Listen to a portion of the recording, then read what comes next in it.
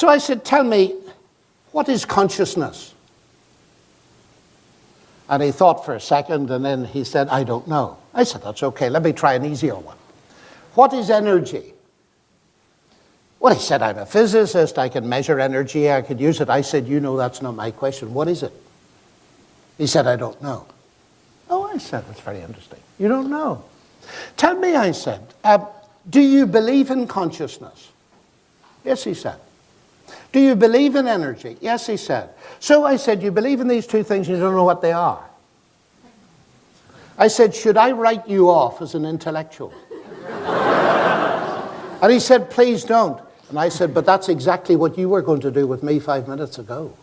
Hey everybody, welcome back to the channel. My name is Lee, Biblical Expositor and Counselor, and I am incredibly excited for today's video. We're taking a listen to an Oxford mathematician who gives a wonderful response to a very tough but valid question: who created God?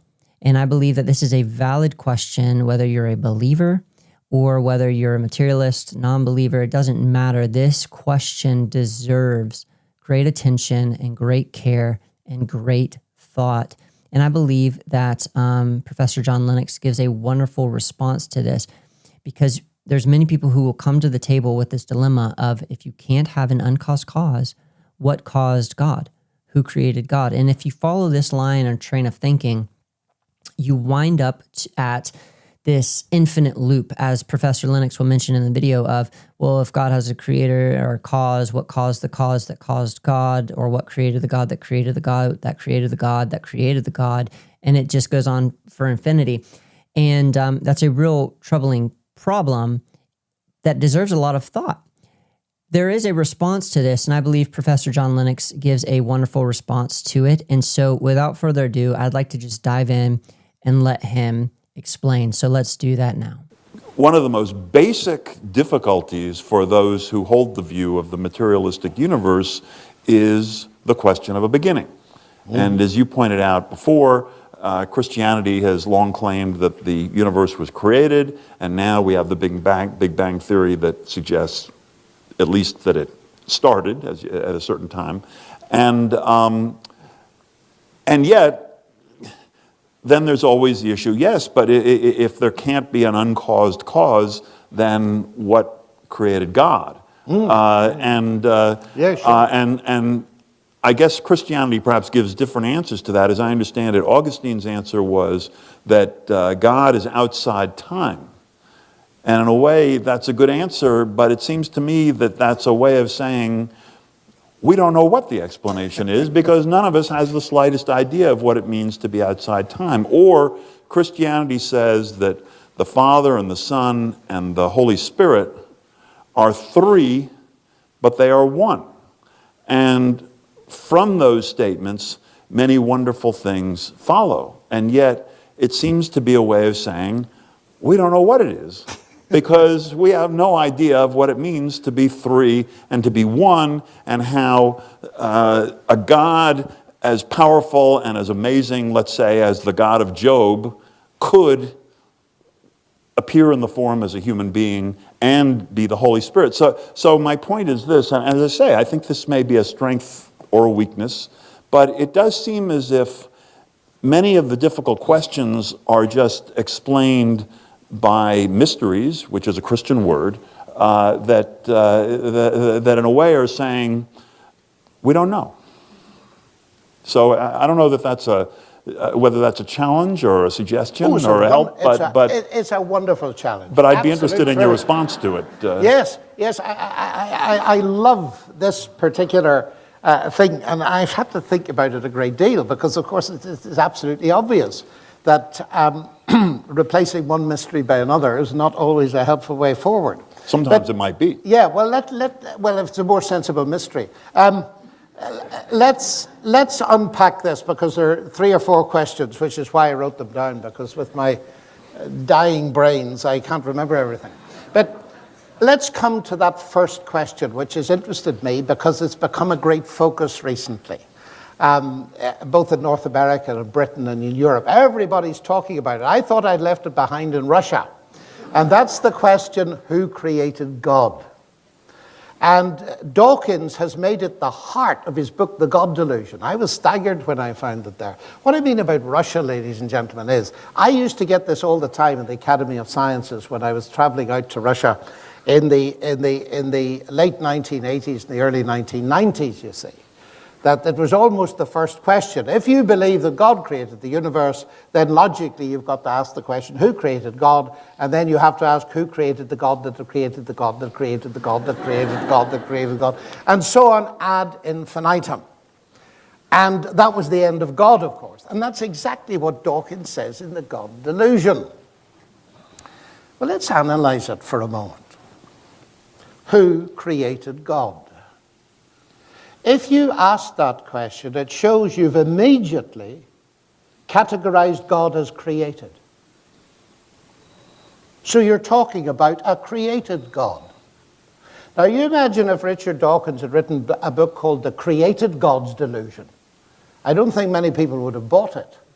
Because I don't need him to tell me that created gods are a delusion. We usually call them idols, incidentally. But you see, this question... This question is extremely interesting because it's an illustration of a question that already rules out the explanation that's most likely to be true. Because the Christian claim is that God wasn't created. So if God was uncreated, in the beginning was the Word, and I'm coming to your 3-in-1 now, and I'm bringing it in obliquely. In the beginning was the Word was with God, and the Word was God. He already was. So the central Christian claim is, and in Judaism and Islam, of course, equally, is that God is eternal. So the question, by definition, doesn't even apply to him. And that's immensely important. The only way you can get anything out of it then, in the negative sense, is to assume that everything is in the category of the created, but that's just begging the original question. And the Greeks were interested in it, and that's why John's Gospel starts with those words. In the beginning, the Word already was, and then it says, all things came to be through him. The Greeks were interested in the question of two categories, the things that came to be, the created things, and the things that already were. And the question resolves down to this: is there a thing or a being that never came to be? And that is the Christian claim, and he's called God. But there's a little codicil to this, you see. Richard Dawkins, and I had a debate with him on this very topic in Oxford, and I said to him, Richard, you say that who created God is a legitimate question. I don't think it is, but let me assume now that it is. You believe that the universe created you. So I beg leave now to ask you, using your own question, who created your creator? I'm waiting still for the answer. So that's the first point. Very briefly to the second point. God is 3 in 1. Is it a mystery? Yes, it is. And am I allowed to tell a little story? Yeah, I think we should. We want to get to moving on. Yeah. Okay. But do tell the story. Yeah. I was talking to about 1,000 scientists, and a man came up to me afterwards, a physicist, and he said, that was very interesting, all that talk about God, but he said, do you know, I detect you're a Christian. And I said, you're...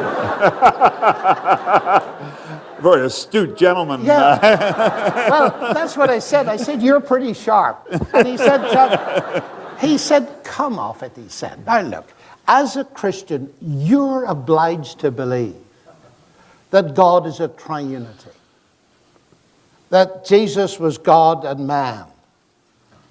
And he said, no, come on, you're a mathematician at Oxford. This is absurd. Can you explain it to me? Well, I said, can I ask you a question first? He said, sure. So I said, tell me, what is consciousness? And he thought for a second, and then he said, I don't know. I said, that's okay, let me try an easier one.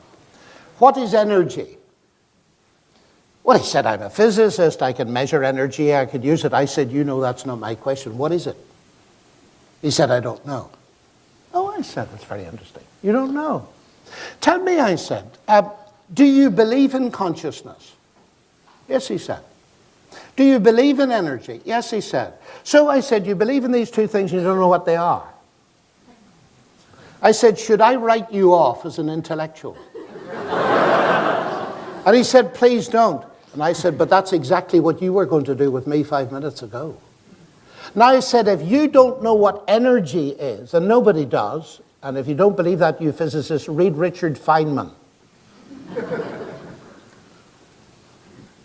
If you don't know what energy is, don't be surprised if energy, light, gravity, and consciousness are a mystery.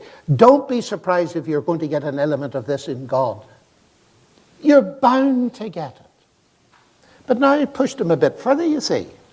And I said, why do you believe in these things if you don't know what they are? And that was a bit difficult. So being a kind chap, I tried to help him out. And I said, you believe in these things because of their explanatory power as concepts. And he said, that's exactly right. Now I said, look, of course I can't explain to you how God became human. But I said, it's the only explanation that makes sense of the evidence as I see it. Now I said, I've got a simple analogy that might help you. It's a very low-level analogy, but at least it's biblical. I'm married. I've been married for 42 and a half years to the same person. And, and my wife and I are, in a sense, one. We're two persons in one flesh, the Bible would say, but in one unit. And it seems to me that at the very least, don't misunderstand me when I say this, that this mystery is telling us something magnificent about God. God is not a monolith who, to put it crudely, was lonely, so he made a few people so that he could have somebody to talk to. God is himself a fellowship. Now that's undimensioned and we can't grasp it, but there is a sense in which I feel it's got to be something like that. Now, I love this response by Professor John Lennox, especially when he brings in the aspect of energy, gravity, and light, and he poses this question, should I write you off as an intellectual because you don't know what energy is at a fundamental level, yet you still believe in it? You know, if there's mystery wrapped up in core and fundamental elements of our created world, such as energy, gravity, and light, how much more likely is it that there's going to be elements of mystery wrapped up in the creator of this world? It's not a stretch to conclude that there are probably things, if there are things in this world that are accessible to us, perceivable to us, we can study them, and they are beyond our ability to fully comprehend or understand. In other words, there is still mystery in this world regarding how things work or why things exist or how things operate or came to be. There's still a lot of mystery regarding the created things of this world.